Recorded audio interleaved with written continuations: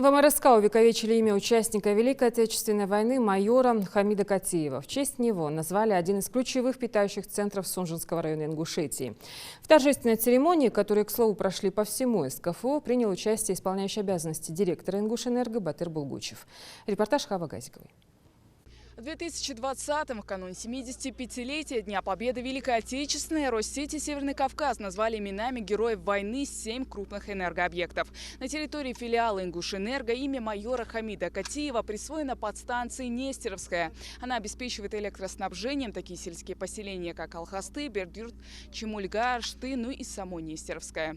Выбрали эту подстанцию не случайно. Помимо перечисленных сельских поселений, она также снабжает энергией селение Мужичи, откуда был родом участник Великой Отечественной. Первым делом энергетики устроили гостям, а это представители администрации сельских поселений, своеобразную экскурсию по энергообъекту.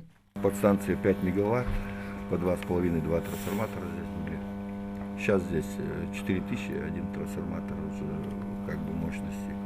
Но подстанция сейчас, в данный момент, она лежит под реконструкцию, потому что запросы сейчас, которые идут, и рост республики потребления электроэнергии очень большое, и подстанция стоит выставлена под реконструкцию. Почетное право снять полотно и открыть мемориальную доску с рассказом о боевых подвигах и тернистом пути Хамида Катиева получил исполняющий обязанности директора филиала Ингушэнерго.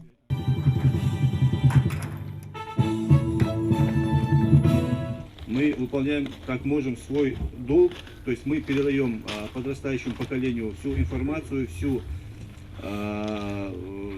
память о том, как наши отцы и деды достойно прошли Великую Отечественную войну. Родился Хамид Катиев в 1904 году. Будучи 14-летним парнем, ушел в армию добровольцем. Полный юношеской отваги, храбрости и даже безрассудства стал участником боя партизанского отряда. Затем красноармеец Катиев становится кадровым офицером. С 1938 вплоть до окончания Великой Отечественной войны отважно служил на должностях комиссара военкомата города Георгиевска, замкомандира полка по строевой части. Возглавлял различные периоды разные структурные подразделения в воинских частях, имел высокие награды, это и орден за заслуги, это и, кроме того, даже высшую награду и Чехословакии ему была присуждена.